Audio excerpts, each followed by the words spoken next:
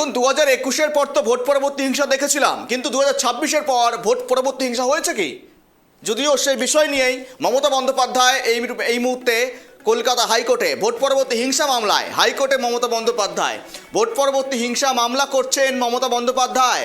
আইনজীবী পোশাকে মমতা বন্দ্যোপাধ্যায় কালো কোট পরে হাইকোর্টে পৌঁছে গিয়েছেন মমতা বন্দ্যোপাধ্যায়। নিজেই তিনি সওয়াল করবেন, প্রধান বিচারপতির বেঞ্চে চলছে এই মুহূর্তে শুনানি, এমনটাই সূত্রের খবর। কালো কোট পরে আদালতে মমতা বন্দ্যোপাধ্যায়, এবার আইনজীবী রূপে মমতা বন্দ্যোপাধ্যায়। এতদিন পর্যন্ত মুখ্যমন্ত্রী ছিলেন, তৎকালীন মুখ্যমন্ত্রী, এই মুহূর্তে প্রাক্তন মুখ্যমন্ত্রী তিনি, আর এবার আইনজীবী রূপে আইনজীবী পোশাকে মমতা বন্দ্যোপাধ্যায়ের সঙ্গে চন্দ্রিমা ভট্টাচার্য এবং কল্যাণ বন্দ্যোপাধ্যায় এবং তার ছেলে শীর্ষেন্দ্র বন্দ্যোপাধ্যায়কে লক্ষ্য করা যাচ্ছে।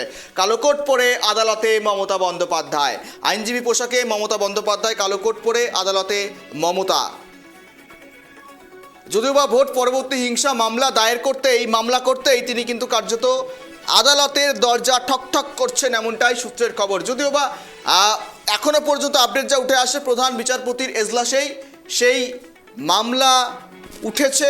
যদিও পরবর্তীতে মামলা শুনানি কখন কিভাবে হচ্ছে সমস্ত বিষয় জানাবো আপনাদের। ভোট পরবর্তী হিংসা মামলায় মমতা বন্দ্যোপাধ্যায় হাইকোর্টে। যদিও বা ভোট পরবর্তী হিংসা হয়েছে কিনা তা আমাদের জানা নেই, আমাদের কাছে এমন কোনো খবর আপাতত উঠে আসেনি, বা কোনো সংবাদ মাধ্যমে হয়তো ভোট পরবর্তী হিংসার খবর সেভাবে দেখায়নি। কিন্তু ভোটের আগে কার্যত বেশ কিছু ঘটনা ঘটে গিয়েছে, ভোটের পরেও দু একটা খুনের ঘটনা ঘটেছে, এবং সেখান থেকে সেগুলো ভোট পরবর্তী হিংসা কিনা সেই বিষয়টা নিয়ে তদন্ত চলছে। যদিও বা এখনও পর্যন্ত ভোট পরবর্তী হিংসা বলে কিছু বিবেচিত হয়নি, কিন্তু সেই ভোট পরবর্তী হিংসা নিয়েই এবার হাইকোর্টে মমতা বন্দ্যোপাধ্যায়। ভোট পরবর্তী হিংসা মামলায় হাইকোর্টে মমতা বন্দ্যোপাধ্যায়, আইনজীবী পোশাকে মমতা বন্দ্যোপাধ্যায় উচ্চ আদালতে।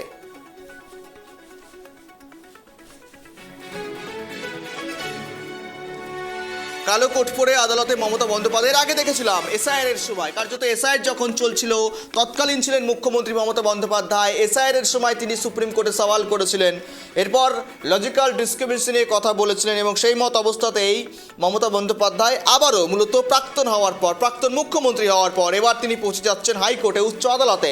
আইনজীবী পোশাকে মমতা বন্দ্যোপাধ্যায়, কালো কোট পরে মমতা বন্দ্যোপাধ্যায় নিজেই সওয়াল করবেন, এমনটাই জানা যাচ্ছে। প্রধান বিচারপতির এজলাসে মামলা উঠেছে, এমনটাও সূত্রের খবর। কালো কোট পরে আদালতে মমতা বন্দ্যোপাধ্যায়, মূলত ভোট পরবর্তী হিংসা মামলাতেই রুজু করতেই তিনি কিন্তু এমনটা উদ্যোগ নিচ্ছেন এবার আইনজীবী রূপে মমতা বন্দ্যোপাধ্যায়। আমরা আরও কথা বলি, ভালো করে আপডেট দেবে, সঙ্গে রয়েছে প্রতিনিধি রিমিক। ভোট পরবর্তী হিংসা মামলা আদতেও ভোট পরবর্তী হিংসা হয়েছে কিনা সে বিষয়টা এখনো পর্যন্ত বেশ কনফিউজিং রয়েছে, কিন্তু হাইকোর্টে নিজেই সওয়াল করছেন মমতা বন্দ্যোপাধ্যায়। তিনি বলছেন ভোট পরবর্তী হিংসা মামলা হোক, তিনি কার্যত পিটিশন করছেন।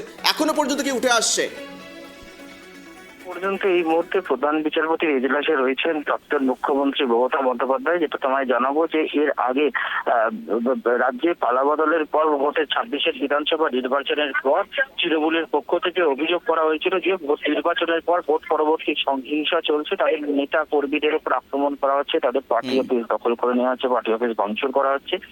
এই অভিযোগ তুলে উত্তরপাড়া কেন্দ্রের পরাজিত তৃণমূল প্রার্থী তথা আইনজীবী তথা তৃণমূল সাংসদ কল্যাণ বন্দ্যোপাধ্যায়ের পুত্র শীর্ষেন্দ্র বন্দ্যোপাধ্যায় কলকাতা হাইকোর্টে একটি মামলা দায়ের করেন।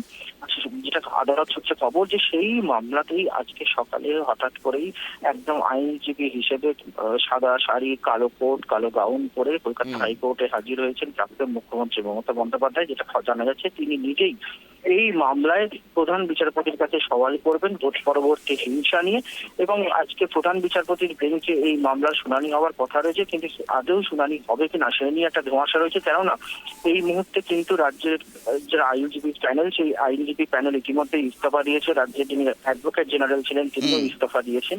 ফলে এই মুহূর্তে রাজ্যের পক্ষে সওয়াল করার মতো আইনজীবী কিন্তু নেই। নতুন ইতিমধ্যেই কিন্তু বিজেপি আইনজীবী সেলের পক্ষ থেকে কলকাতা হাইকোর্টের প্রধান বিচারপতি এবং অন্যান্য বিচারপতিদের কাছে আবেদন করা হয়েছিল যে নতুন আইনজীবীদের প্যানেল এবং নতুন এজি যতক্ষণ না নির্বাচিত হচ্ছে ততদিন পর্যন্ত যেন রাজ্যযুক্ত এমন কোনো মামলায় যারা কোনো রকম পক্ষে বিপক্ষে রায় দেওয়া না হয়।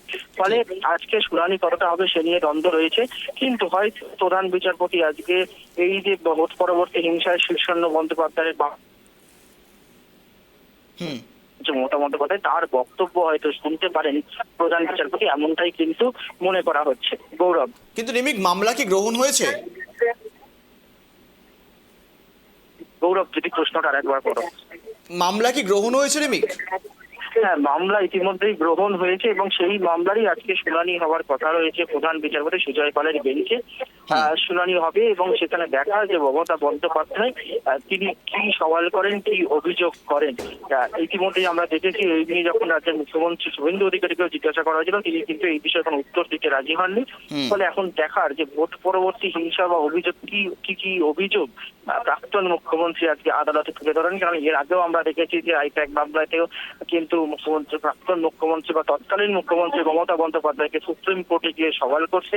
ফলে আবারও একবার কিন্তু আজকে আইনজীবী হিসেবে প্রাক্তন মুখ্যমন্ত্রী এবং পালা বদলের পর প্রাক্তন হওয়ার পর আইনজীবী হিসেবে আবারও আদালতে হাজির হলেন মমতা বন্দ্যোপাধ্যায় এবং এই ক্ষেত্রে গোটা রাজ্যের নজর কিন্তু এখন সেদিকেই রয়েছে, তাতে কিন্তু কোনো সন্দেহ নেই। গৌরব, ঠিক, একদমই তাই, নজর রাখো। আপাতত ধন্যবাদ রিমিক।